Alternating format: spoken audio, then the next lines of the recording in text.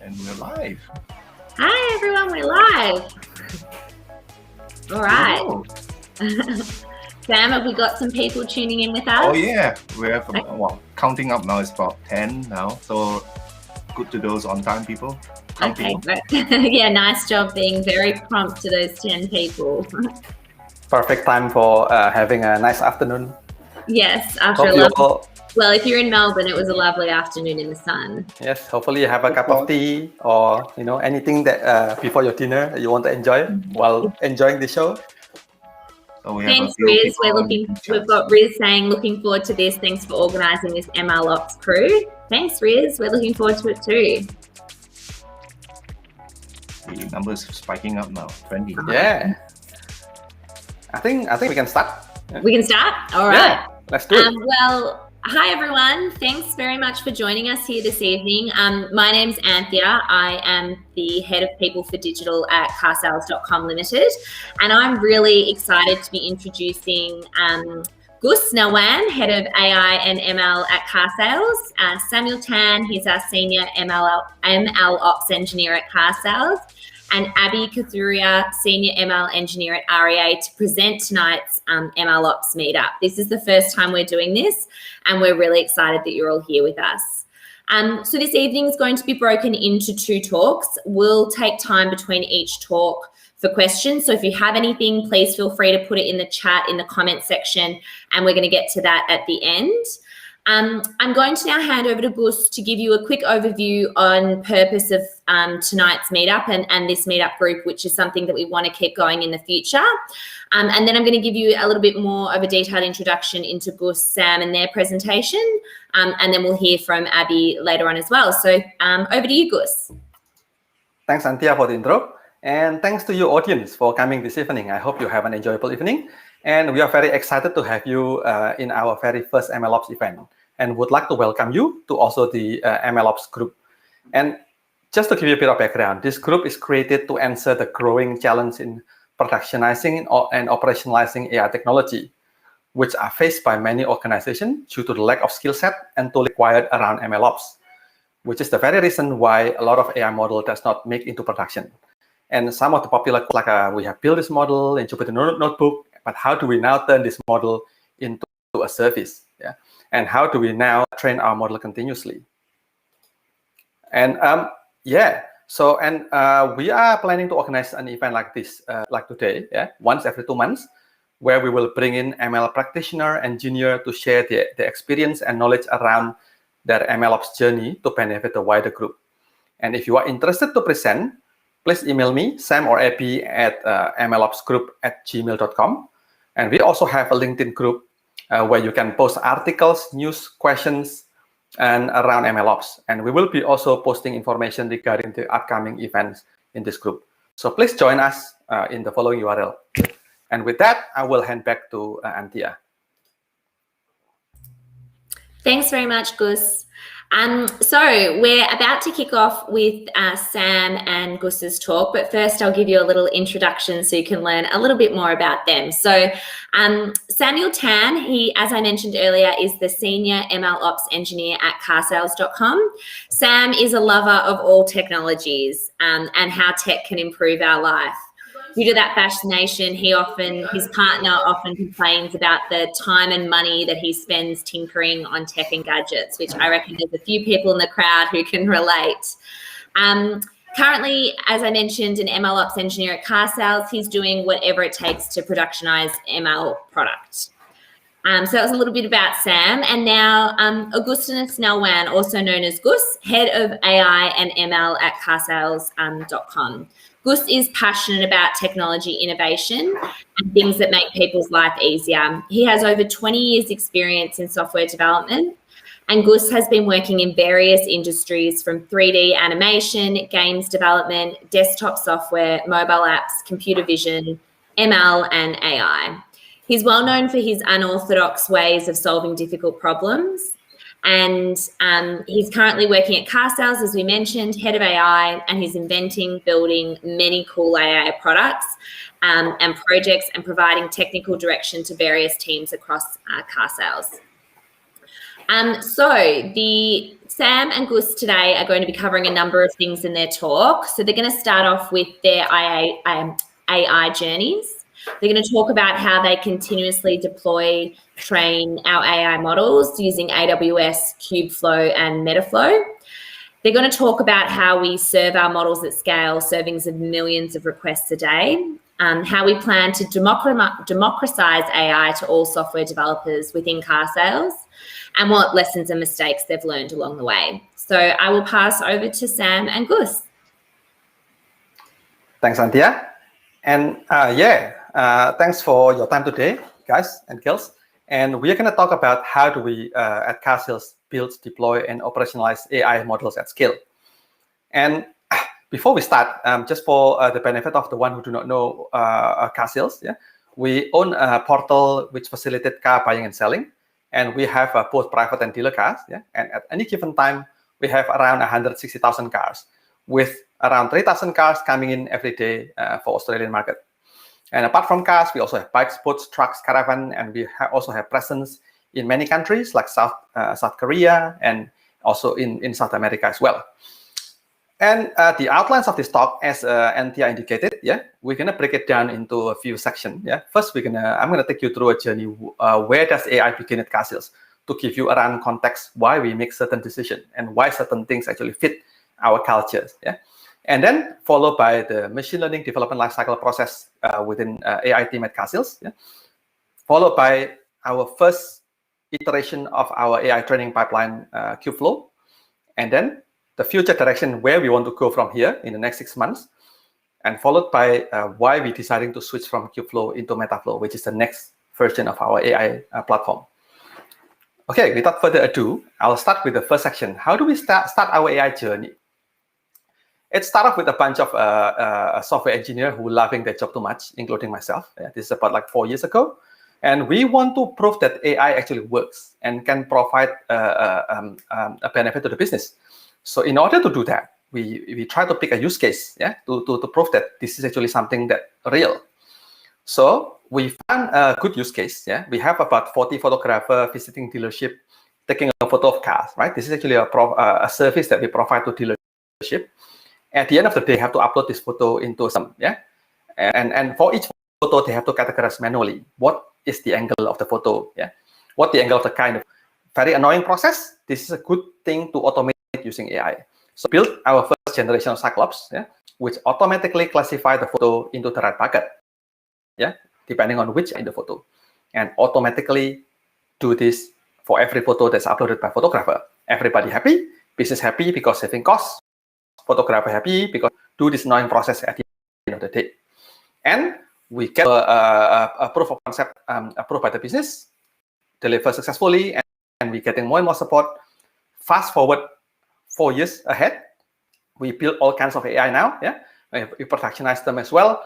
And 2 of the AI models that we built in particular, I'd like to mention, a further enhancement of our Cyclops now can actually identify the car, make, model, body, series down from a single photo or video, which drive our mobile apps. And also a mistake is an AI object detection model, which detects the location of the plate in the photo of what car that people actually uploaded to sell the car. So we blur them to protect their privacy. And all kinds of other AI models that we built. And what I like to actually tell you is building the AI tech itself is actually quite fun. It's a new win, a new tools. A developer always like to think of the new tools, right? However, we actually realized that in many organizations out there, 90% of the AI model that you build, you do not really make it into production. It does not make it into production. Only 10% make it through. And because of there is this big hurdle, in actually productionizing them and also operationalizing them as well, which is called MLOps. And this is actually the hidden cost of actually delivering AI technology and product in all organizations. And to elaborate what I said earlier, about this MLOps, I'd like to take you through the machine learning development lifecycle within AI team at Carsales, to give you an idea. What is this MLOps that I was talking about earlier, right? And for this, I will pick a use case of building our Cyclops car recognition AI. Yeah. So this is the flow that we went through when we built this. Yeah. First, of course, data preparation. We start collecting images, yeah, and we group them into the right folder depending on which make, model, body type they are, right? And then we start building the model, launch a few GPU instance, executing the training, and we are quite happy with the result. Yay, we have the model, right? Accuracy is quite good.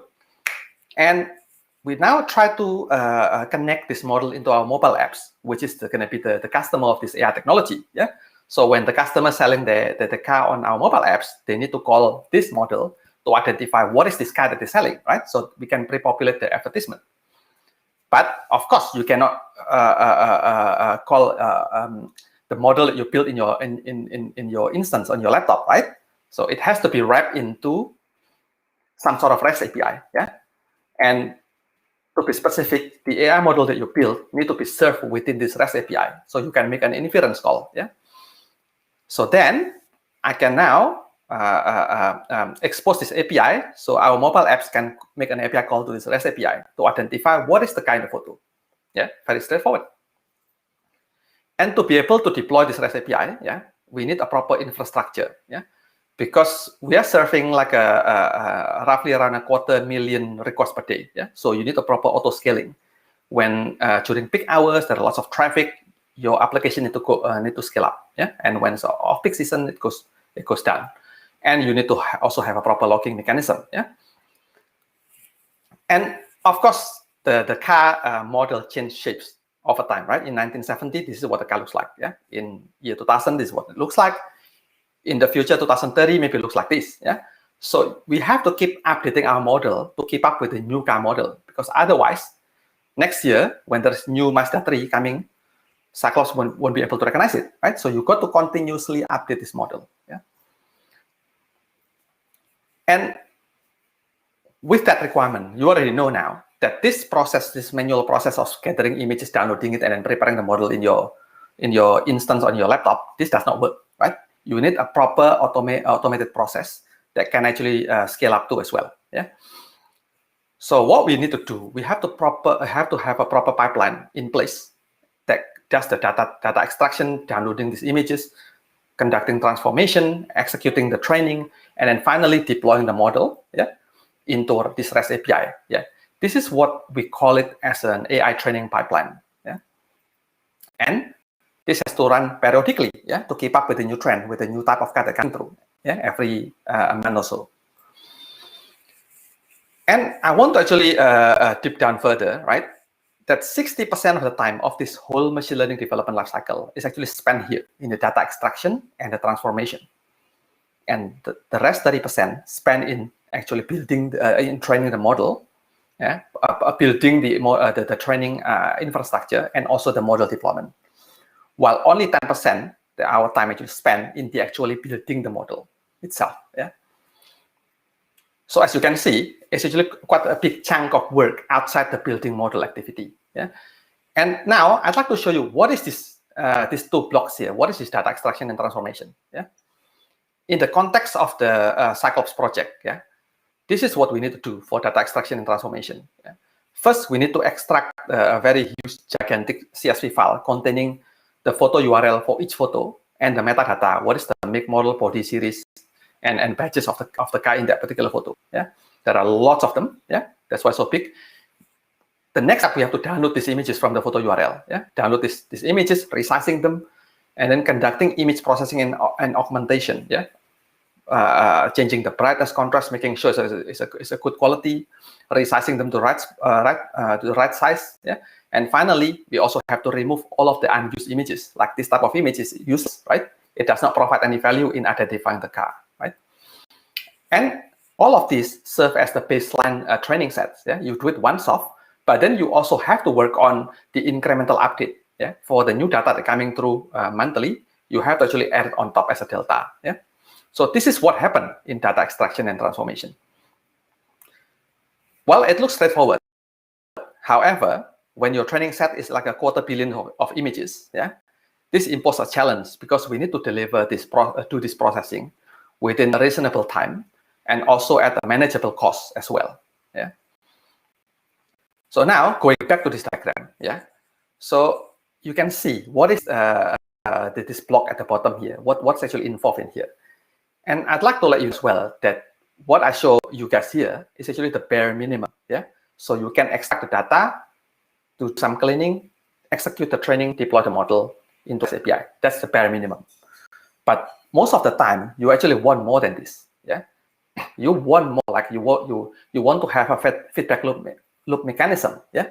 So when the customer or the client correct your misidentification, you want that data to go back into your training system for further training in the future to improve your model. And you also probably want to have validation tests, so you do not end up deploy a model that does not meet certain accuracy requirement. Yeah. You probably also want to have an A/B testing module that actually can deploy 2 or 3 models and see which one actually more accurate and promote the more accurate one. Okay? So all of this add up more complexity. And at the end of the day, only 5% of your time will actually spend in that data science part building the model, even though it's the core component activity of delivering successful machine learning technology. Yeah. However, in reality, only 5% time spent there. Yeah. So now, as I already showed you, what are involved in MLOps? Yeah? What are the skills now actually required to actually execute this? Yeah? And you probably can guess. It requires programming, building REST API, understanding multi-threading, yeah, and a Docker deployment, right? And knowing a database system, know a queuing system architecture, so on and so forth. Yeah. As you can see, that all of the skill that actually highlighted in white is all software engineering skill. Yeah. While the blue color one, it's actually, if you look at it, it's actually a DevOps and infrastructure skills, right?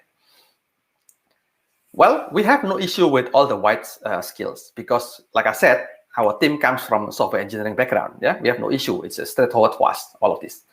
However, we need a bit of help in actually executing the blue skills. Yeah, we need to hire a DevOps. But because we realized that this is not just a normal DevOps, because they will be dealing with lots of data movement. Yeah, so then we start looking for a DevOps with a little bit of like a extra title, data/DevOps engineer. This is the title that we invented when we're looking for this role. We do not know MLOps engineer back then. Nobody know about the word MLOps engineer, right? So we start looking for this person, and we found Sam. So with that, I will let Sam continue the talk. Thanks, Goose. Well, so here I am. I guess that's the story of me coming on board and join the team. And for intent and purposes, as Good highlighted earlier, my skill set was brought in to do a very specific task, that is to productionize the model from what was described earlier. Without going to very technical, like, okay, this is how I do it, what tool I use, I'm going to take a different path first. This is a few years ago I joined. Some context and lessons learned when I'm going down this path. Remember, I came from this background of a data DevOps engineer. We didn't have MLOps. So hopefully what I shared is something that you can learn to in this journey of productionizing the model. That was what was required. So first one, my lesson learned when I joined is MLOps is not DevOps plus ML. Do you think so? Is it? That was the first thing in my mind. Why do I say this? Why do I go around that path? So like was mentioned earlier, was brought in with that kind of background. My first approach to all this is, using DevOps mindset. So just a brief overview for those of you who don't know. This is just high level summary. DevOps is just aimed to bringing together all programming, testing, operation, element, integration, anything of the software development cycle, essentially removing all silos, bringing DevOps, developers, operations in order to deliver. So some of you may come across this term, continuous integration, continuous delivery. Those are two concepts that play strongly into this DevOps space. So it aims to shorten the development cycle, to increase the development velocity faster, and then create very dependable releases. In the ML space, you will see that ML aims to build a streamlined process. It links together different types of processes so that the machine cycle can be chained together.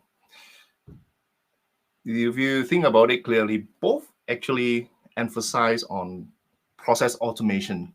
At the end of the day, we need to ensure the delivery of values to the customer. Very similar in thinking concept.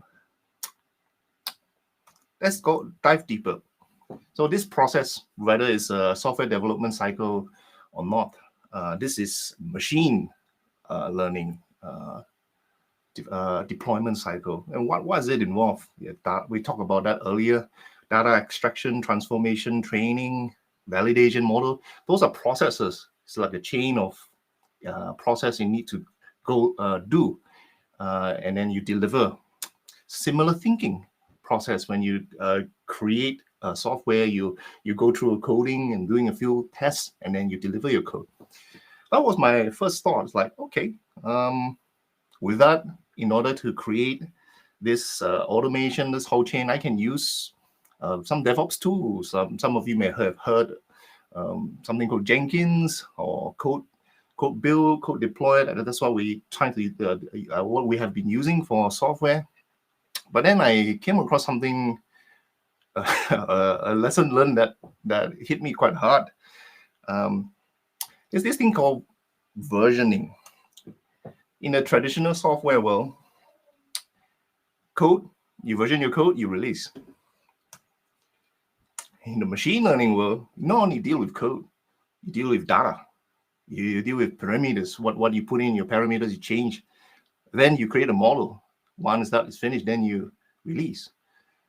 So what I'm trying to hit into here is, the thinking, the high-level thinking, if you use a DevOps mindset to approach it, it's the same, but in the execution, the practical implementation will now differ because we can't implement it like a traditional software approach. So this is a reference from a picture from a website, Valohai, thanks to them. So I just referenced this very important piece here. The second part, not only versioning that we have deal with that is different, is hardware requirement. On a traditional software, in the containerized world, that's what we're talking about. Create your code, create a Docker file, build a Docker, build a container, then deploy to using any typical CI/CD. That's it for traditional software. Your build is generally within minutes, or longer is 1 hour maybe, if you have a lot of testing. When it comes to the machine learning, it's a different story. You don't deal with minutes, you deal with hours, sometimes weeks, depending on the projects. If your project is like computer vision, you need GPU, heavy lifting, and then that is another difference in when it comes to how do we go about implementing this. So that was the changes that starts to come into what I'm thinking, like, okay, this is DevOps. No, the way how you implement it is different now. So back to the drawing board, looking at this process again, like, gee, I can't just take the traditional DevOps tool and start implementing something here. I have to start figuring out what is actually the solutions requirement here. Of course, highlighted earlier, we wanted an end-to-end solution. It's the most important for a lot of things, end-to-end. You can do data, you can handle ETL, extract, transform, transformation, and then do training, and then you can do model deployment. Another requirements was versioning. How do you handle different data comes in? You have to version it because the different sets of data will give different results. Also, we want to support scale on demand. When we start doing training, you don't just fire off 100 machines and that's it. It needs to be smart enough to like, we finish training, shut down. Because most of the time we don't have $1 million plus sitting in our account ready for us to use at the get-go. So that's one important piece. And then support automatic continuous training. Maybe some of you are not familiar with this term, meaning you not only need to train once, your processes may go through multiple times. And this is another highlight I want to make is that machine learning operations by nature is experimental. A lot of times when an idea comes, you need to quickly prove whether this idea works. And your turnaround needs to be fast. And continuous training, you need to do a lot of that kind of cycle work automatically. So it needs to support this. So bear in mind, this is 2 or 3 years ago when we just looking into this space. There's not much during that time. We came across something, and some of you may have heard of it, is Kubeflow pipelines. So we already gave it away in the outline earlier. So we saw Kubeflow pipelines, and it seems to be like, oh, this is something open source, big tick, and then we start to look into it. And we implemented it, and you can see this is just a quick outline of what we attempted to do with it.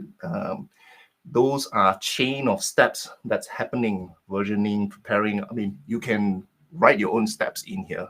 That's sort of something that we came across and did. And it also does scheduling.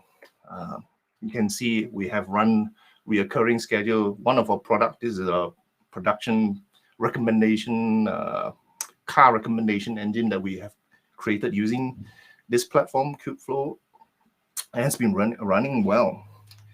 So here's another overview. I know I'm just giving you a very brief thing. We can talk technical if you're interested more, but just a high level, what we have to do behind the scene. Kubeflow uses a Kubernetes cluster behind the scene, so that's how we implemented it, auto scaling. So that meets the auto scaling on demand requirements. So this, what we just saw, what you are seeing now in front of you, the orange box there is what Kubeflow platform that can provide. It helps us with our data extraction, transformation, training, validation, and model deployment. Of course, there's this piece in order to tie up the end-to-end is once the model gets deployed, it's actually packaged as an image, and then we push it into an ECR. And then there's a code pipeline deployment that deploys into a containerized environment. So that sort of finish up our end-to-end chain. So solutions requirement, support end-to-end, tick.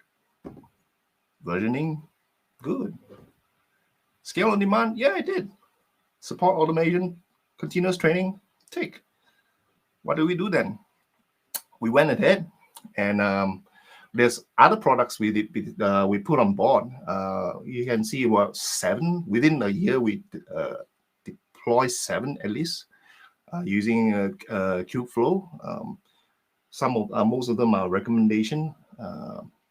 Vindicode, Mavic.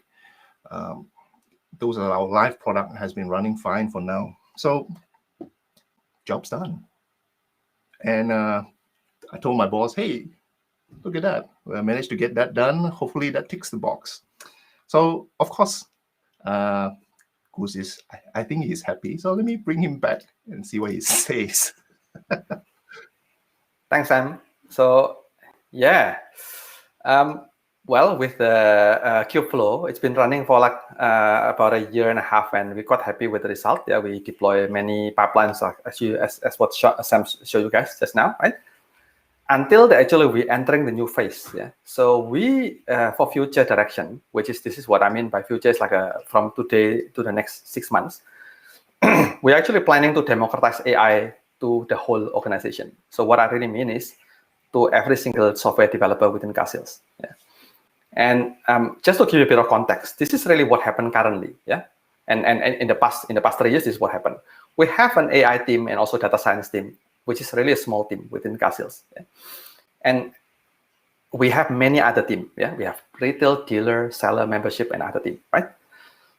And of course, we are outsized by all of these other teams. There are so many people there, so many software developers, and when they want to, they need an AI solution, they come to us. Yeah, we are the one who have to be building AI tech and production asset for them, right?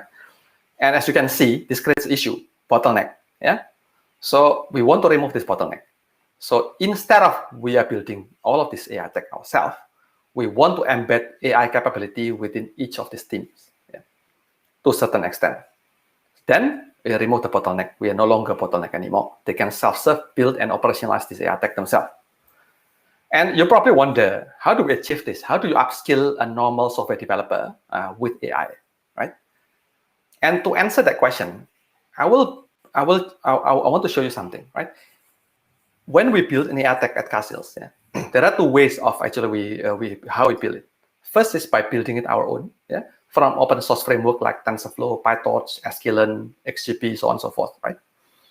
Second way is using high-level services like AWS SageMaker, Google AutoML, Azure ML Studio, even using AWS Recognition.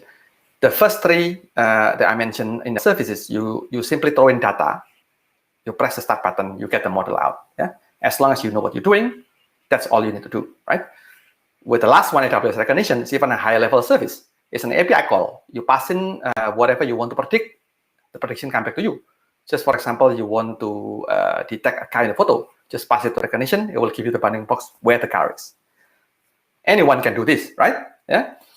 So now, if you look at this diagram here, I'm showing you, this is the split of how we build AI tech from BYO versus high-level services from 2017 all the way until 2021, and the forecast to what happened in the next 4 years.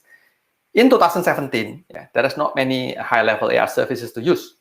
So 90% of our AI tech we build ourselves using open source code. Yeah, we require skill, require specialization, require knowledge in AI. As the year progressed, in 2021, the trend shifted. Half of the AI tech that we build now, we just use high-level services. Yeah, why not? Because somebody has already done it, and as long as the cost makes sense, that's the way to go. Yeah. And if you forecast all the way to 2025, this trend can continue. Yeah, and only leaving 22 to 25% of AI tech has to be built by hand, by BYO, right? So there is no doubt that any developer, yeah, with a bit of guidance and training, can actually build this 75% of this AI technology themselves using high-level services, while leaving the 25% to a specialist of AI and ML. Yeah, and this is good win-win as well, because software developers want to learn new things. We're giving them opportunity as well to learn AI ML. At the same time, for AI ML specialists, who wants to do all the easy stuff? We want the hard one, right? Bring us the hard one, right? Not the easy stuff. So this win-win for everyone. Also win to the business too as well. All right, so now I already answered that question. How do we bring the skill, yeah, AI skill to any software developer? The next question is like, as you all can see, building the AI model itself is just 10% of the equation for the machine learning development lifecycle. So what I said earlier in the past 5 minutes only solved that 10% of the problem. What about the actual overall platform that we spend 90% of the time? If every single team building their own AI platform, this is going to be a massive duplication of effort, right? So we need a way to have a reusable platform here that everybody can share, right? So that's really the mission here.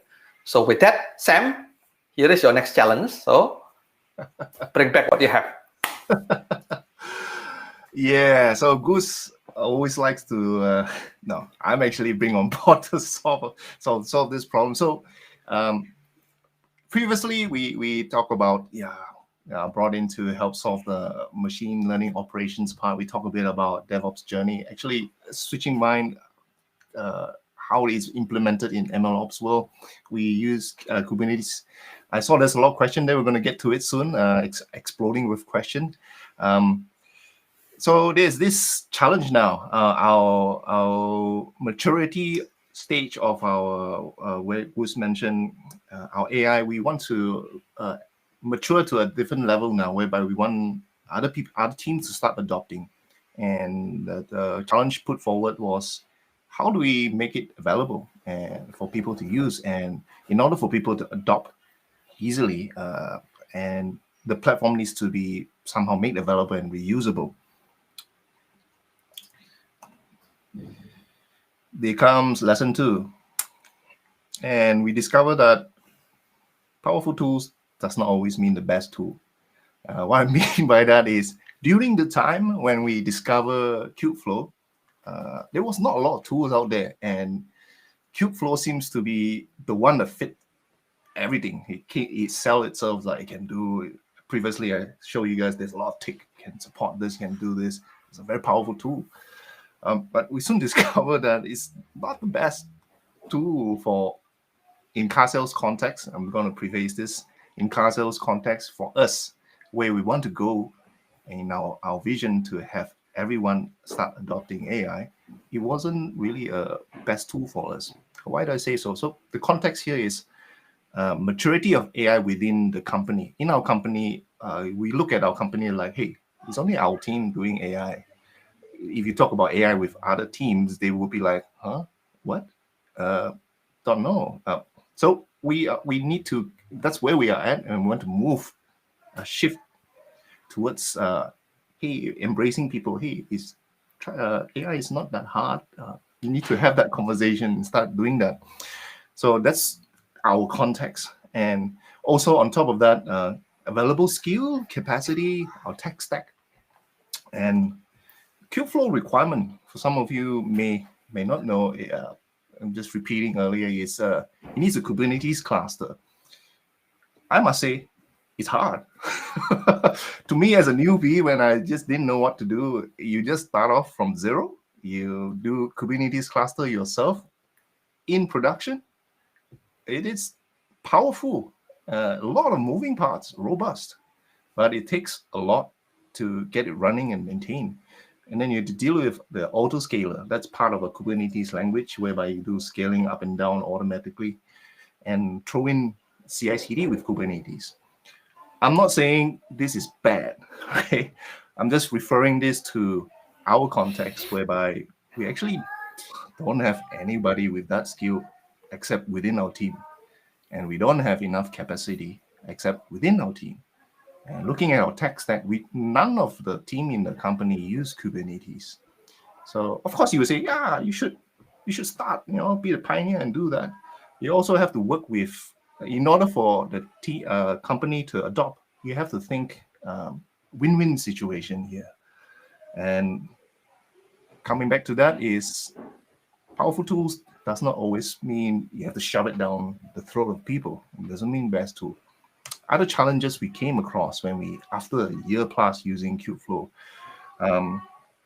each step process, we discovered that you have to Dockerize each step. You have to build a Docker container or containerized app. Different projects require different auto-scaling, meaning in the Kubernetes world, you have to create an auto-scaler, and then you can, some projects use GPU, some doesn't, then you have to start creating those different things. YAML question mark, some people like it, some people don't, some people are not familiar. And then general troubleshooting.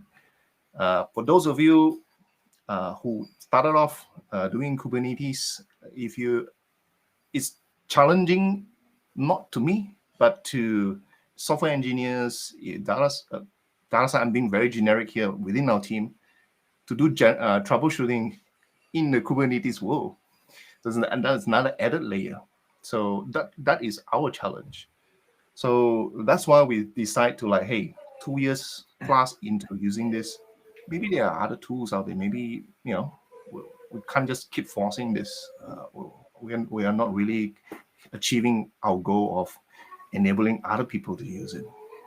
So we came across a tool called Metaflow. But before that, Goose will talk furthermore about how we transit and the difference in the Kubeflow and before in that space. Goose, back to you. Thanks, Sam. So as I mentioned, I would like to give you a comparison. What does the process looks like between Kubeflow and Metaflow, and later you will see why we actually decided to switch to Metaflow, in order to have an ML platform that's easy to use and maintainable by other team as well. So here in Kubeflow, this is what the Kubeflow project looks like, and as you can see, like from earlier talk, your AI training pipeline consists of multiple blocks, multiple modules. Here you can see on the left hand side here, everything that actually a subfolder that has a pipeline underscore prefix is actually one module, one step by itself. And as I mentioned, each of these module, each step has to be defined as a Docker container. So because of that, you have to actually provide the Docker file. And then in order to support the framework dependency installation, you just use the requirement.txt, which will be pip install. And on the right hand side window here, you can see each of this pipeline has a representation block in this pipeline.py code. So you have to actually write this one pipeline.py, which actually stitch everything together, all of the steps together. And the way you stitch them, you show that you see this two block here, actually two pipeline, and you define all of the input argument, and then you stitch them by using this dot after. So what it means is actually this block here has to be executed after the extract operation step. And in order for you to do chaining, in order to do the parallelism, so meaning executing two steps in parallel, all you need to do simply just mentioning the same dot after operation in more than one step. So those steps will be executed at the same time. And now for deployment, how do you deploy this and in the cloud so it runs by itself continuously periodically? You have to run this pipeline.py to produce a YAML file, which is a representation of all of the code in your pipeline.py in Kubernetes world. Then you upload this YAML file into a Kubeflow console. Then Kubeflow will know how to orchestrate and stitch everything together. And if I bring if I compare this with Metaflow, all you need to do simply just write one Python file code, main.py, and in here you define a module as a function, and every function that has a step add step decorator become a step. As you can see, there are two steps here: the get events data and then the train. These are the two steps. No Dockers involved, which is quite cool. I hate Dockers. Well, don't get me wrong. In this context, I hate Docker because I have to, every time I make a new step, I have to create new Docker file requirement. All this crap. It's so annoying, right? The dependency is solved by using a decorator as well. Just put a decorator at Conda. You specify all the library that you want to install. It's all handled automatically. In order to chain which step executed after another, you simply call the self.next. And you mention the name of the step that you want to call next. Quite straightforward. And how does Metaflow deal with parallelism? You just need to mention multiple steps in your self.next. As simple as that.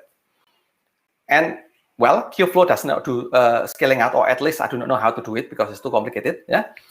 In Metaflow, it's super simple. You can actually call the self.next with the for each attribute, which then execute your next step 1,000 times. Here you can see self.param actually range an array of 1,000. So self.fanout will be executed 1,000 times in parallel for all different parameter self.param parameters. And as you can see, this is a very powerful way of conducting hyperparameter tuning, because when you train your model during hyperparameter tuning, you train one model but with maybe like hundreds of different parameters, hyperparameters. So you can execute them at the same time here. And of course, you can use this method as well for parallel data processing. And another strength of Metaflow, you can run this main.py, all of them, locally in your laptop. No need to deploy in the cloud. You cannot do that in Kubeflow. And it's very handy for you to do debugging, making sure everything is checked before you deploy in the cloud. And you can also run some of the steps locally and run some others in the cloud. So it's called running in hybrid mode. By simply just adding the batch decorator in the step that you want to run in the cloud, mentioning what's the memory and CPU requirement. That step will get executed in the cloud automatically via AWS batch, without the need for you to spinning up EC2 instance cluster, all other crap, right? Infrastructure crap. It's all happening via this script only. And how does deployment work in Metaflow, right? When you deploy a Metaflow pipeline, you simply call Metaflow and then your pipeline, your main.py, it will create an AWS step function behind the scene, which is quite convenient because you now have ability in AWS to visualize and debug your step function easily. Yeah. So next, on artifacts, yeah. So when people talking about artifacts, it can be model artifacts, data artifacts, right? So first of all, the artifacts is handled automatically by Metaflow. So whatever variable or data that you actually declare in self dot, yeah, like you can see on the left hand side here, self dot data frame and train test, it's automatically archived by Metaflow, and it is automatically accessible in the next step. Yeah, as you can see this code, regardless whether that step is happening in the cloud or locally. Yeah, so they can synchronize. This is the magic of this Metaflow auto archiving. And then you can also access these artifacts outside your pipeline, yeah, by simply referring to the pipeline, the flow name. Yeah, like you can see this code here. I'm actually referring to my movie rating classification flow, and I'm pulling the training data sets. Yeah. And how does Metaflow handle the model serving and also model artifact? Yeah, it's straightforward and elegant as well. It's through the same mechanism, because if you create your model using the self.tf model here, yeah, and then you do the training with the .fit, it's automatically archived. And then when you actually restore this flow, you can access this model straight away. It's available for you as just a variable, and then you can call .predict, passing in your inference input. So this is a very easy way, just 4 lines of code to actually build your REST API for model serving. Just stick this code into your REST API. That's it, right? And now you probably ask, how does Metaflow archive experiment, like versioning of your data and training sets and all the other thing that you people normally need to do, right? It's also quite straightforward, because when you pull the flow here, as you notice, actually pulling the latest run. But you can also specify which version of run that you want, right? And everything that actually declare as a self dot in that run is stored within that flow. So it means it's automatically archived. You just simply need to pull which version that you want to pull, right? The model is being recorded, your training data is recorded, your hyperparameters recorded, as long as you declare them in self dot, yeah, context. So yeah, so now back to this diagram, as you can see, right? We are replacing the bottom layer part of Kubeflow with the Metaflow now, yeah. And with this platform now, this is hopefully will be a lot easier reusable platform for other team, because as you can see, you can self-serve yourself easily from code as a decorator rather than dealing with Kubernetes and infrastructures. So then we'll remove this boulder of conducting MLOps from other team. So as a takeout, yeah, I'd like to mention that building AI model is only a small fraction of machine learning development lifecycle. So just remember of this, yeah. And the next is the most powerful tools does not always mean the best tools. So thank you for listening. And if you want to reach out to me and Sam, you can go to our LinkedIn, GitHub, or Medium. And with that, now I actually hand back the floor to Antia.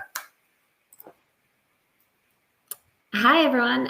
Thanks, Gus. Thanks, Sam. That was super interesting, and we've had a flow of questions. So I'm going to throw some at you, and you can work between the two of you to work out who's going to answer it. So the first question that came through was, how do you monitor your model performance, which is live in production? And is there any rollback or alert mechanism if the model performs poorly? Cool. Thanks, Antia. So I will answer this question. We have a Sumo logic, yeah, as a way to actually log our stats. Yeah, we log all the accuracy of our model live. Yeah, and then we set up an alert there. If the model performing poorly, we got alert, and our phone is buzzing, and quickly we check, yeah, what's going on and troubleshoot. Yeah, as of now, we do not have an automatic rollback mechanism. Yeah, it's all done manually at the moment. Yeah, but we want to have that features for the future. Great. Thank you. And this one's coming from our friend Ilya. In traditional software development, the artifacts are the source code and the compiled binaries. What are the artifacts in MLOps? Okay, so this is also both me and Sam touch on in our talk already. So feel free, Sam, later to jump in, adding what I say. So like I mentioned in the past few slides, in the recent few slides, an artifacts in MLOps can be the hyperparameter, yeah, all of your input parameters to actually build your actual model, yeah, and it can also be your training sets, yeah, and it can also be the model itself, yeah. So those are the terminology of artifacts, yeah, in MLOps. Excellent, So, thanks. This may have been covered, and apologies if I'm asking it because I'm not super techie, but what does ECR stand for? This is a question for Sam. Oh, okay. I think somebody covered it. ECR is AWS terminology, because we use AWS as our cloud vendor. ECR, Elastic Container Registry, where we store, when you build your Docker, when you build your container, it's stored somewhere, currently in your local machine. But for us, we store it in a place called ECR. It's a repository of storing all images. Thanks, Sam. And when you say you auto-scale your model training pipeline, does that mean you parallelize your training processes? Parallelize your training processes, I think is the question, sorry. Yeah, that's, Sam, you want to take that? Yeah, sure.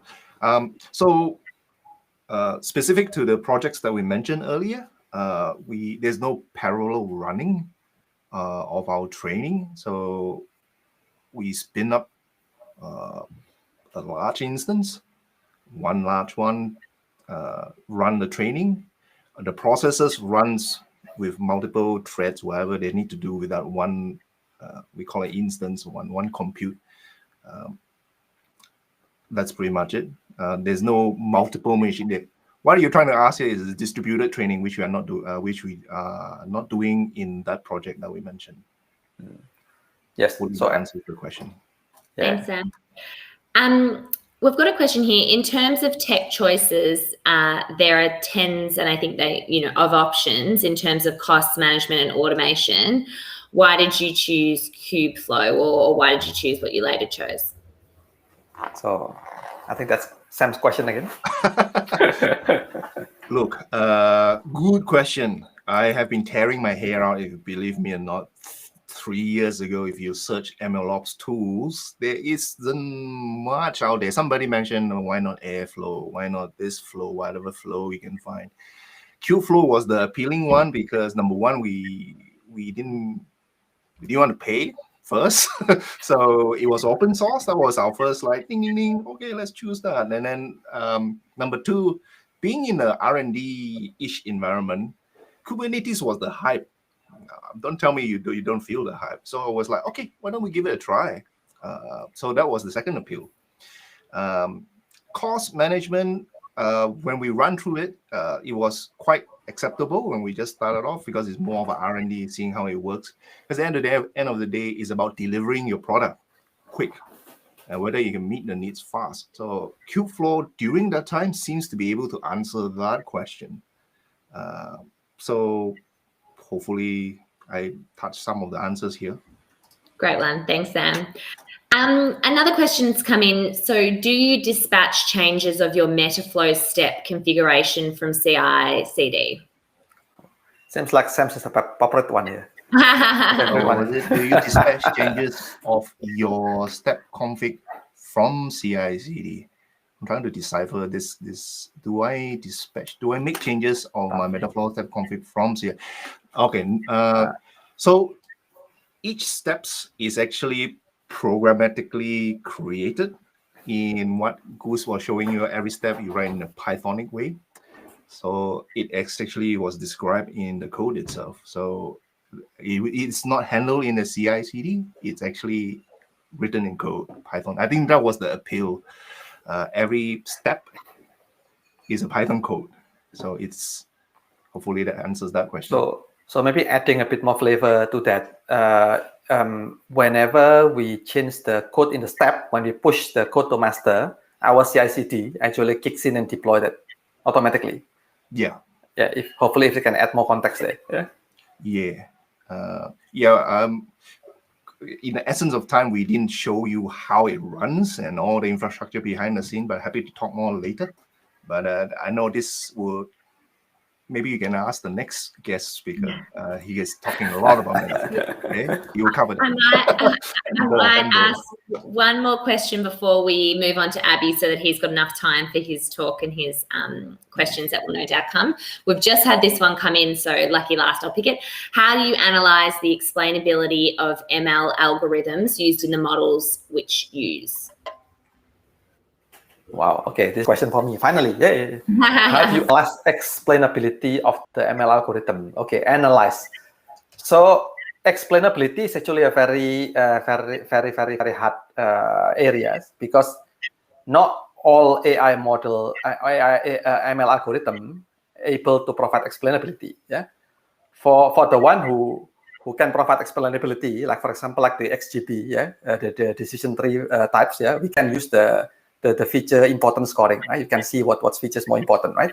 So we conduct that during the experimentation, right? When we build the model, we pass the model, the process, the model into this to rank which features more important, and based on that, we can also use to explain as well. Oh, because of this feature is more important, then that's why the prediction actually come up with this answer, right?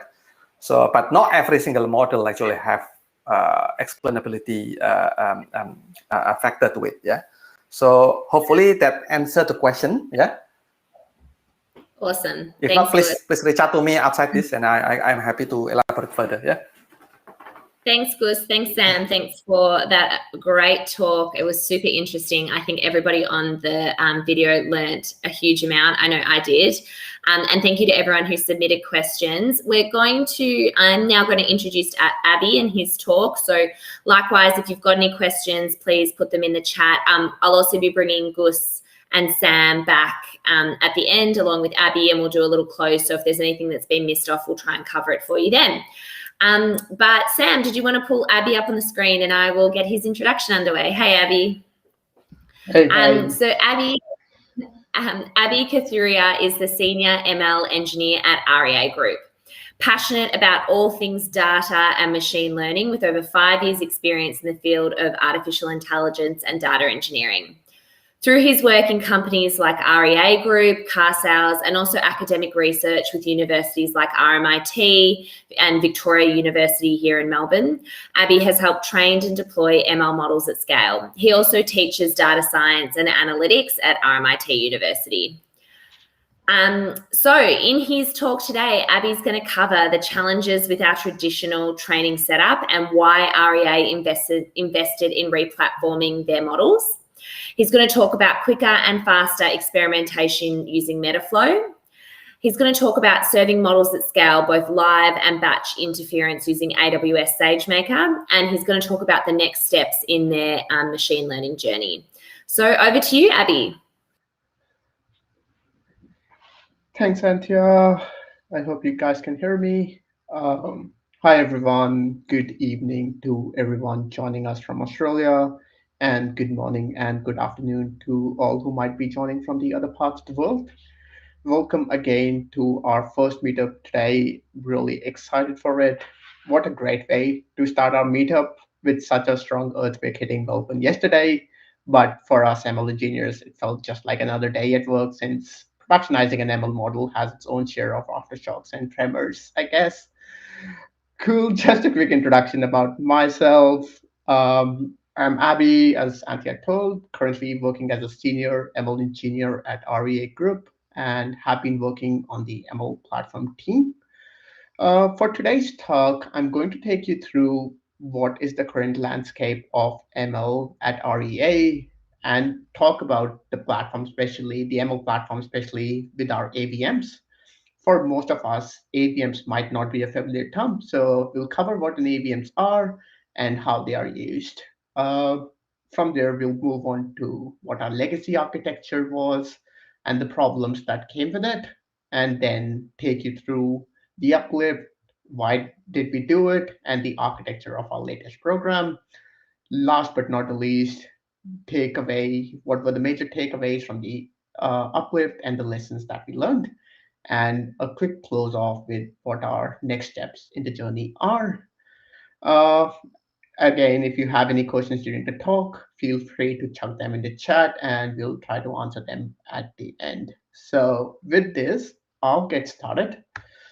So for those who don't know what REA Group is, REA Group is Australia's largest online property advertising portal, supporting customers and consumers through various stages of their home journey, from renting a house to buying one, selling a house to tracking details and demand of of the homes that you own, or if you're just like a casual surfer like me, who's a sucker for watching all those beautiful homes and properties on the Gold Coast, especially during lockdowns, it helps you provide a journey for you. Our vision at REA Group is to change the way the world experiences property. And the way we are doing that is by leveling up each journey for our customers and consumers by making it more personalized and supporting them through each stage. We have more than 1,500 employees with around 50 data scientists, ML engineers, and data analysts, just to give you a context of how at REA we use ML. This brings us to the next slide. How is machine learning being used at REA so far? REA leverages ML in most part of the business, from providing personalized property searches to target notifications, creating market indices, and creating insights, which are then used by banks and government organizations. Lead enrichment, for example, helps to provide the best experiences for our customers, in which case our customers are real estate agents and agencies, and again, to help serve our consumers better. And helping you provide analytics such as buyer demand within each suburb, which can help you make informed decisions about what's the right time to sell and buy a property. From our unstructured data, from our structured data to our unstructured data, such as property images or listing descriptions, we use ML.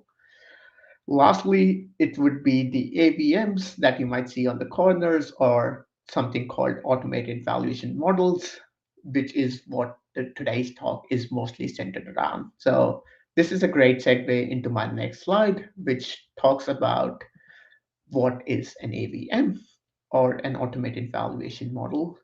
So AVMs, or automated valuation models, allows to predict property prices for all properties in Australia. PropTrack, which is one of the subunits of REA, specializes in both sales AVM and rental AVMs.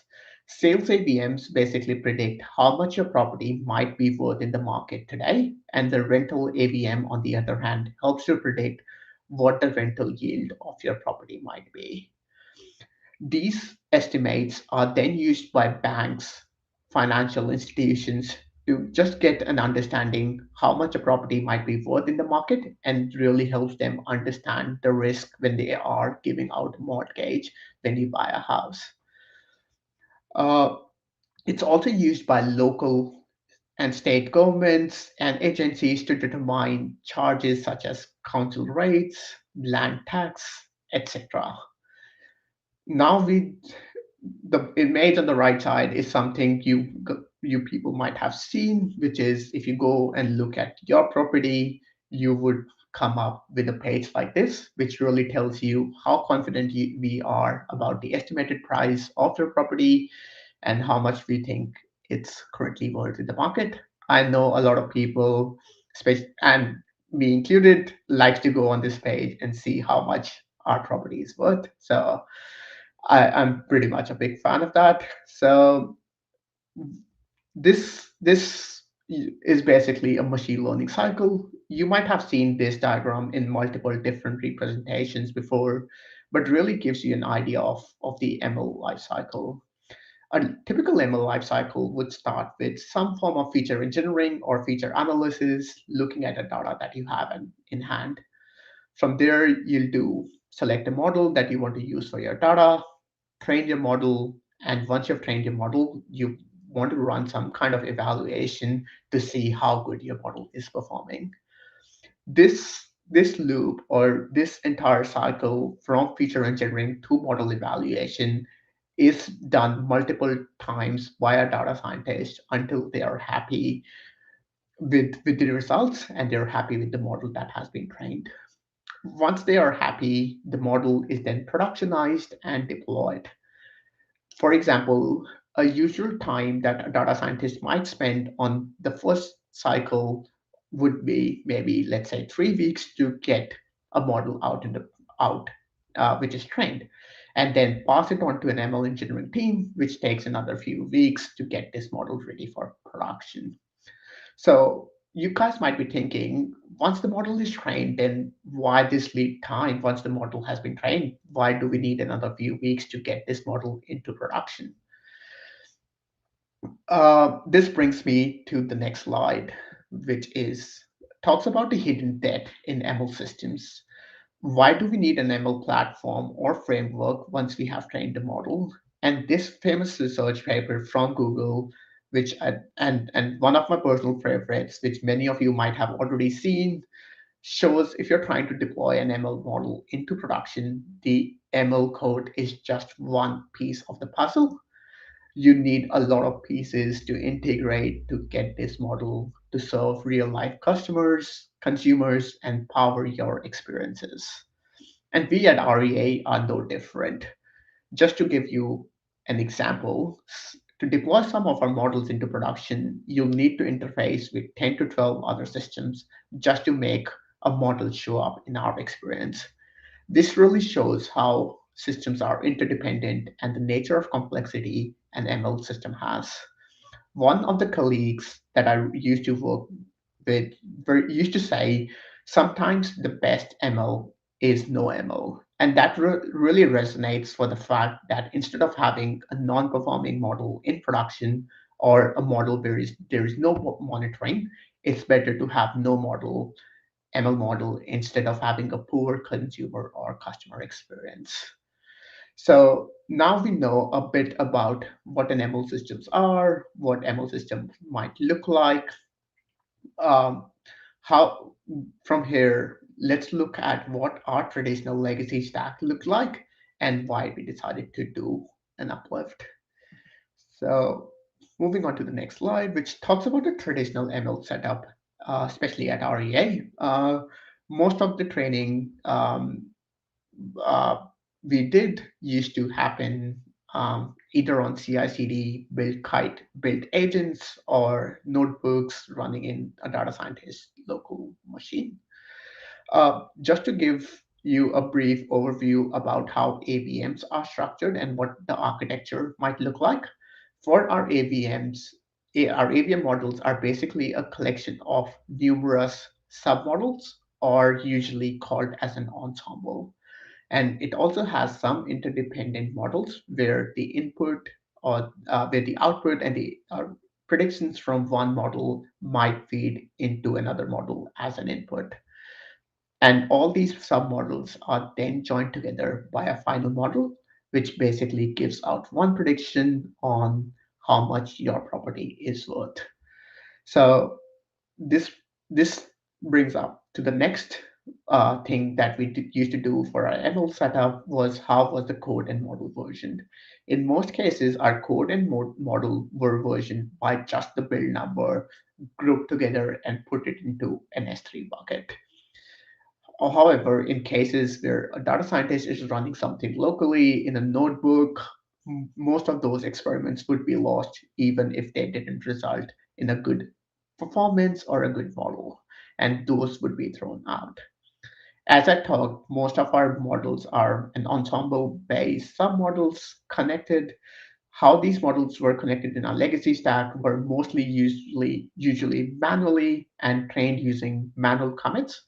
What that meant was if I need to see if the performance of one submodel had an effect on the final ensemble, what I'll need to do is do a manual commit, run the training, take that model, copy it over to the next submodel and the interdependent models to actually get the results if the model is performing or has improved or not, which really adds up to the burden to run an experiment for a data scientist.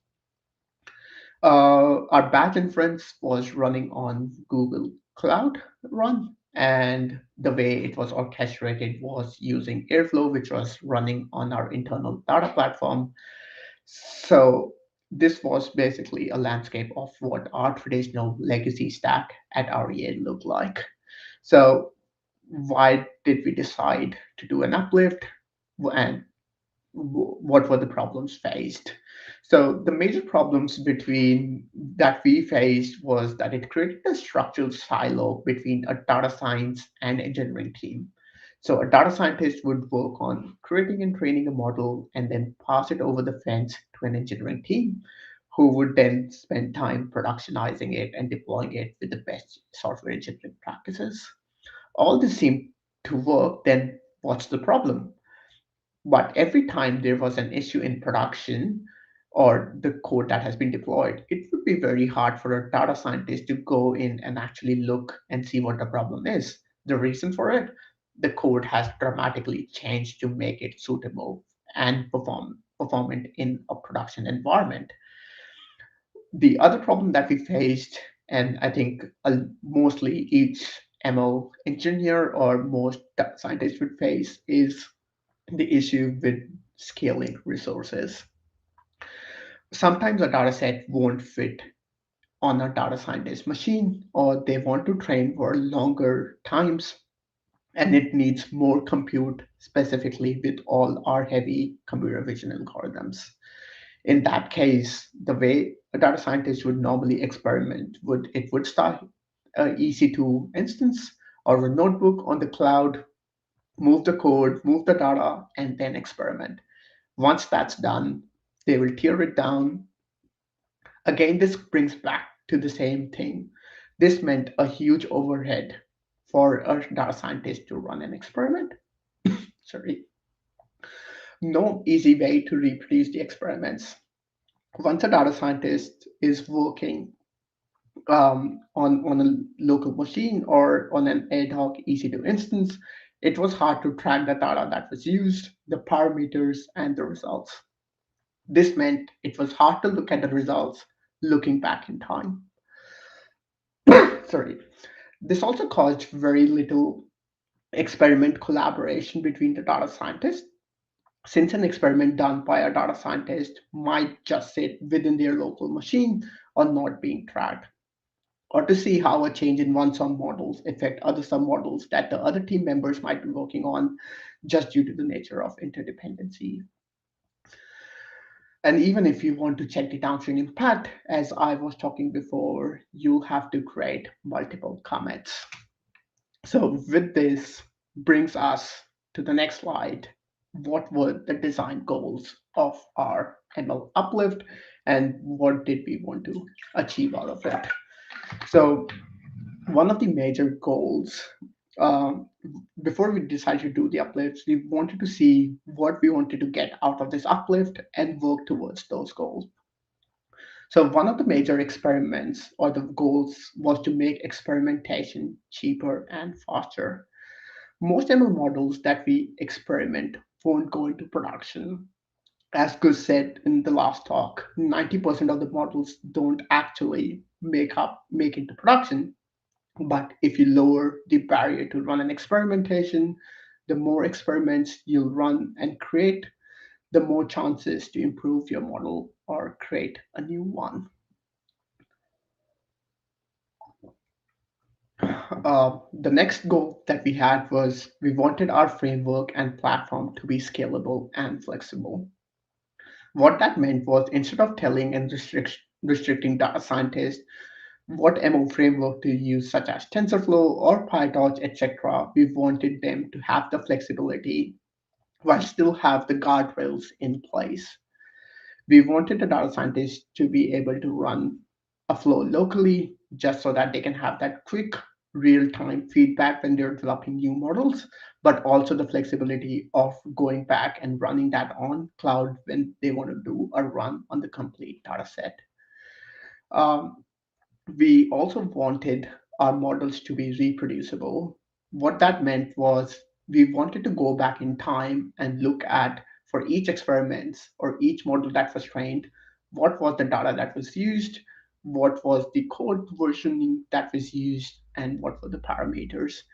All of that would make our flow reproducible. And it also promotes collaboration and transparency with experiment running. So whatever I'm running is reproducible and someone can go back in time and actually look at that experiment. On the inference side, we wanted to support both batch and live inference. So we knew what we wanted out of our uplift. Then how do we solve this? As Gus talked, when you are in the market, there's different tools, different frameworks available. What do we do from here? So this brings us to the next slide, which talks about the framework that we used. Similar to Gus and Sam talking about the tooling they have migrated to, we at REA decided to use Metaflow for our training orchestration as well. What is Metaflow? So Metaflow is basically an open source orchestration tool that originated out of Netflix. So it was used internally at Netflix for all their ML training pipelines, and then was open sourced, I think, in last year or the year before. What it allows, it makes it easy and quick to build and manage your data science projects. Uh, we at REA are uh, built. We at REA are basically an AWS shop. So what it provided was direct integrations directly into the AWS ecosystem, which was really nice for us. It did provide a consistent way of experimentation and productionizing and production workflows, and it also provided us the capacity to version our flows. So with that, let's look at what our system architecture looked like. So we are an organization which uses two cloud providers, GCP and AWS. Multi-clouds, though, has its own benefits, but also has its own challenges. In our case, our data sits within BigQuery and all compute runs in AWS. Most of our raw data from either Kafka streams or Airflow jobs or batch jobs that are running on our internal data platform called Breeze would land into BigQuery. From there, we'll have feature engineering jobs, which would do some kind of transformations and feature engineering to create a clean transformed dataset or a feature store kind of a thing, which is then stored back into BigQuery, which provides us a consistent way of our training and inference data. Once we had the data in place, the next step we needed to look at is our training. So our training runs in AWS uh, using Metaflow, as I talked before. So once we had the Metaflow flow, what it does is basically gets the training data, which is in BigQuery. We download that, train our models using that data, and then store the model artifact back into our S3 store, which is something that Metaflow provides out of the box. How Metaflow helps with that, we'll look at that in a second. All our tracking and experiment trackings were also stored in MLflow. So this which provided us a way to see how our models are performing month over month and experiment over experiment, made us really easy to look at the experiment results. Uh, this brings us to how does Metaflow actually work? And some of this might have been covered by Gus and Sam, but we'll dig a bit deeper into this. So Metaflow basically provides a very Python-like interface, which isn't a really huge departure for our data scientists because most of them use Python in their day-to-day work. Each flow or pipeline is structured as a tag. So for people who might not be familiar with what a tag is, it basically stands for directed acyclic graph, which is used to show dependencies in our flow. In this case, as you can see, the start step allows you to create two steps in parallel, A and B. So what it allows is basically that parallelization of steps. Um, it You could use that in multiple ways, such as downloading different data sets in parallel at the same time and speed up the process. And these steps can be always joined back, and then those data sets can be used to train your model. So this is really this really speeds up your entire training process. And I literally got a message half an hour before I was doing this talk, where one of my colleagues messaged that the one of our training workflows, which used to take 5 hours, we migrated that to Metaflow, and is taking under 1.5 hours to train the entire uh, end-to-end training workflow, which is a really huge win on how you can use to train your model. The way you can do it is parallelized by downloading training data in parallel, and the other could be you could dice and slice your data in different ways so that you can actually train or do a distributed training and then join them back together, which is something that we use at REA. Uh, the other thing is what it allowed us is provide a clear interface to run this locally, but also run it on the cloud. So the orchestration for Metaflow flows is done using step functions, and each of these steps are run independently on a separate ECS batch instance in AWS.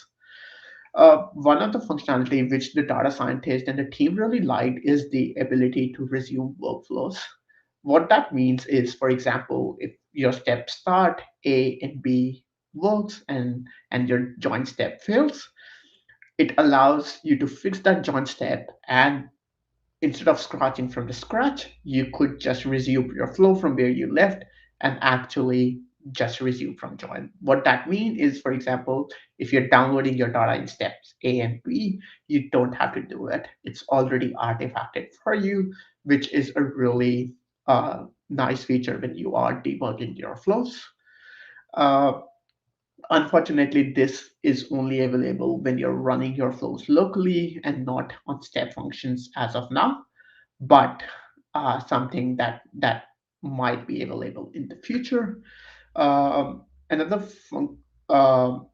The other thing is coming to our second design goal, which is scaling and flexibility. So how do we scale resources? So there's multiple reasons why each step would be run using a different memory requirement or a compute requirements. For example, if you want to load a bigger data set in memory, you might need more memory. Whereas if you want to train for longer periods, for example, something like a computer vision model, you might need more compute as well. So what it allows you is, as with a simple as at a batch decorator, you can specify your memory or compute requirements. And what it does is behind the scenes, it would scale up or start instances based on the memory and these compute requirements that you have specified. And all of these tasks run on AWS Batch. What it really allows is to scale that scale that flow, and scale your entire training pipelines. The other thing which I really liked about this scaling up resources and scaling up each independent step is, I think someone talked about this before as well. Normally, what you'll have is, if you want to train a larger data set, you'll need just a bigger instance, even if it's just for one step. So in this case, you can really select and choose which steps do need which memory footprint, and based on that, it's just used for that. And once that step finishes, it scales it down, so you're not paying for instances for too long either. Um, Storing artifacts and states, and this is something that really strikes um, the choice for us in case of Metaflow is basically, for example, if you look at the flow here, in the start step, you'll see we've declared self.x equal to 1. In step A, you'll see we've defined it to 2. In step B, we've defined it to 3. And what we're doing in the join step, we're basically going through our inputs. So in this case, our inputs are A and B, as you can see from the tag. What it has is basically, it still has the information about what the X value for each for what X values for each flow or each step look like, and you can actually join them back together. As you can see, it selects the maximum, which in this case comes from step B, which is 3. So it really stores the state and the artifacts in an S3 bucket, which you can always use later, but also in your consequence steps. Because otherwise you'll have, because since each flow, or sorry, each step is running on a different EC2 machine or a batch instance, you'll have to see how that gets transferred to your next step. This is all managed and abstracted really well in Metaflow. Accessing those artifacts back again. So once I've completed the flow, I can always go back and see, for this flow, can I get the data back for step A and the value of X? If I do that, it would print 2 in this case. I could go back and run step B and see what that value looked like, and it would give me the value 3. So all of this is done using the Metaflow APIs, which it packages together. Namespacing. This is another really good concept that Metaflow provides. Is basically, you'll have multiple data scientists who are running experiments at the same time, and you don't want them to be stepping on each other's toes, but still have the flexibility of, for example, being able to see what the other data scientist is working on and what were the results out of it. So what it does is, each of the flow that I trigger or each of the training run I do, it's all versioned in my namespace. And I can always go back and search for the latest run that I did in my namespace. For example, right now, if you look at the right, for user Abby, the latest run flow is the run ID is 123, whereas in case of John, that run ID looks different. And you could always go back to no namespaces, or the global namespaces as we call, and just look at all the workflows or all the runs for a particular flow. So this brings us, so we know how we do training, how we use, which tools that we use, how are we doing inference, and how does that fit in within our stack. So we know feature engineering, we know training, how do we do deployments? So since all our models are stored within the artifact store in the S3 bucket, which Metaflow provides, it's really easy to go look for a particular run, download that artifact, and package that in our ECR image. So we package that code and the model artifact together into an ECR image and push that into our ECR repository.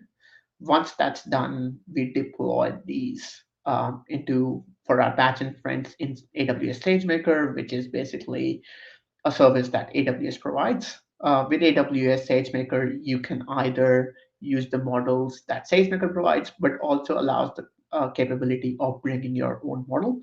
Since our models are very unique and written by the team, we use the capability of bringing your own models into SageMaker. So once we do that, we deploy the model package for our batch inference, which is basically run every month for all our properties across Australia. And then the other one is deployed as a live endpoint, which is basically different clients talking to that endpoint, giving that property features, and getting an inference back, which is basically the sales price of the property they are looking at.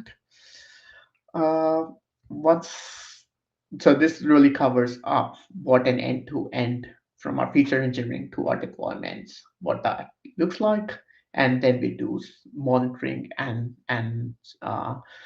alerting on our endpoints and our batch inference jobs. And then that goes directly into our PagerDuty. And so for anything that goes wrong, you'll be alerted if there's something wrong. So what are the key takeaways for us during the uplift and the lessons that we learned? So make experimentation cheaper, so and lower the barrier for entry for the data scientists. So once we saw that we made the tool choice really flexible and gave the data scientists that flexibility, it really helped them run experiments faster, and we could actually see the number of experiments that our data science team is doing is far more than build kite or the CI/CD agents legacy stack that we were using, because just of the flexibility it gives you. Uh, Keep the data scientist involved in the process. This was really important for us because if you're building a system for a data science team, you want it to meet their needs. And once the data science team was involved in within the process, they felt like they had a say, which really allowed us to make sure that they are okay, and the uptake for the process and the platform was good. Uh, the last one was tooling and standardization help. Even like having that flexibility of choosing which framework you want to use, PyTorch, um, or TensorFlow, etc., is really nice. But you want some kind of tooling and standardization to provide those guardrails for a data scientist to complete their job and don't spend too much time on things that won't be useful, and whereas that time can be actually used to improve your model performance. What's next for ML at REA? The next big thing for ML platforms, specifically at REA, is looking at a feature store. So we at this moment are still using BigQuery as a way of our feature stores. We do want to have an experiment with a complete feature store solution and see how that goes. Bringing the different platform components together, we started introducing all these frameworks or technologies like Metaflow, SageMaker. We do want to bring that platform together as we grow and as we increase and provide that as a capability to other parts of the business. And the last bit is internal notebook collaboration tooling. So right now, because of the way our stack is divided into GCP and AWS, we do want to provide an internal notebook collaboration tooling which connects to our uh, BigQuery GCP environment and allows the users to just by a click of a button have a notebook where they can start doing their experiments, because I think notebooks are still a very important part of a data scientist day-to-day job. This brings me to the end of the talk. So if you want to connect with me on LinkedIn, feel free to send me a request. We are always hiring for great talent. We are hiring for a data scientist position, but also other positions. So if you want to come work with us, please have a look at the website and come join us. Thank you. Thanks, Abby. That was great to hear about the technologies that you're working on at REA. We've had a bunch of questions, so I'm going to throw some of those over to you. First one, given the step change in the state of the property market post-COVID, do you see significant degradation in the performance in the AVM? And if so, how was it handled? That's a really good question. I think with the way the property market is tracking right now, every month is so different, and like the property market is hot and booming. This really comes back to the to the reason of why you need continuous monitoring and detecting if your models are degrading, and that's why this entire platform capability allows you to train your models on schedule or even very quickly and deploy them as soon as you see some kind of degradation. So yes, so once we saw some kind of degradations, we started increasing the training frequency. Thanks, Abby. We've got a couple of questions from Yuxan. Hi, Yuxan. She's a friend of Carsales. Can you talk about how you would iterate through different versions of models? Would if I get that question correctly, you want to try a model directly into production. So I think in that case, normally the way for AVM specifically we do is we run those models across all our previous transactions over the last X number of years and see how that performance looks like. But in case in a traditional ML environment, you want to do some kind of A/B testing where you deploy your models in parallel and see if the results are better than what you would get from your previous models, and that's how you'll do those testings in production. Awesome. Thanks, Abby. And I think you may have answered this question, so apologies if I'm re-asking it, but what are you using as a features store and model store to store features and model files? Cool. That's a great question. So right now, as I was talking about in my last slide, we at REA still treat BigQuery as our source of truth, and all the data flows in there. So we don't have an official feature store right now or capability, but we are looking into it, and that's what the next really step in the ML journey at REA is. Awesome. And would you recommend Metaflow? Apologies if this is not your question, Abby, if this is maybe for somebody else, but would you recommend Metaflow for distributed machine learning? What other tools would you recommend for distributed ML?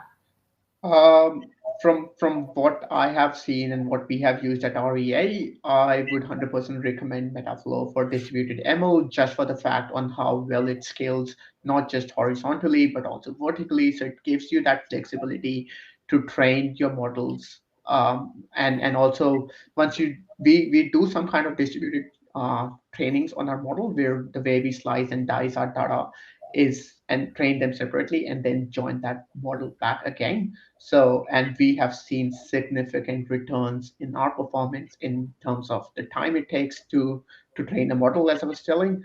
So yeah, definitely has really helped in terms of our training. What other tools I would recommend? I am not 100% sure if I have other recommendations at the moment. Good one. And what tech do you use for monitoring? Do you have a dashboard? So we do use CloudWatch monitoring in terms of our operationalizing dashboard. So where we look at how the model is performing. For example, in cases of our live inference, we'll look at what's the latency for each request, have auto scaling based on that, and then PagerDuty alerting for it. Yep. Great. And how do you backfill some of the features in the pipeline? So I think the way we do backfill for some of our features is all through Airflow. It gives you that capacity where you can just clear your runs for the previous X number of days where you want to backfill and still have that capacity to backfill those features. Not most, but all of our data pipelines are structured is basically they are idempotent. So which means even if you rerun them again, they'll backfill it properly without creating new data sets. Great. And what are your thoughts on the MLOps tooling available for GCP versus AWS? I think there's a lot of tooling that's available on GCP, AWS, and heaps more.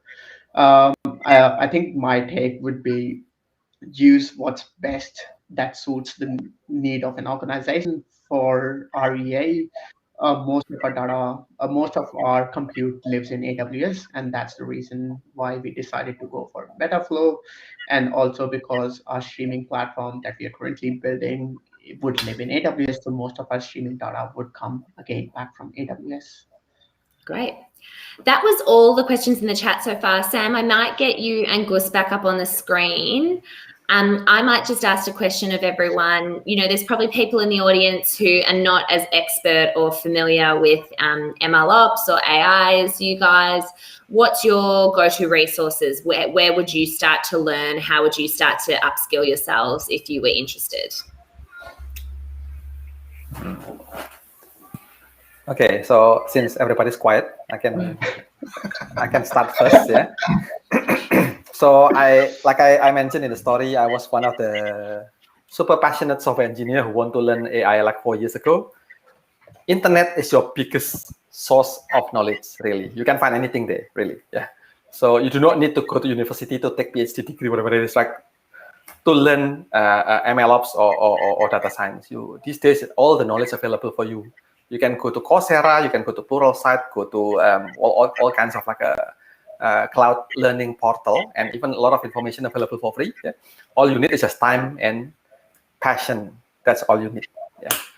So yeah. So Thanks. that's really what my 5 cents really. Sam, Abby, anything to add?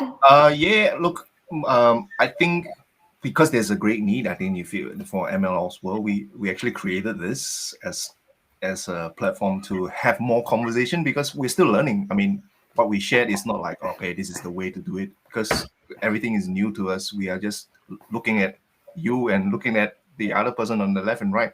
So some of the resource I found useful myself is I scoured through a lot of Slack channel community, so like MLOps community, ML world, anything you type MLOps is popping up now. So feel free, just go in there, ask question, start the conversation, join LinkedIn groups. We started our own too, to have conversation so that we can learn, share notes, books, some O'Reilly books out there.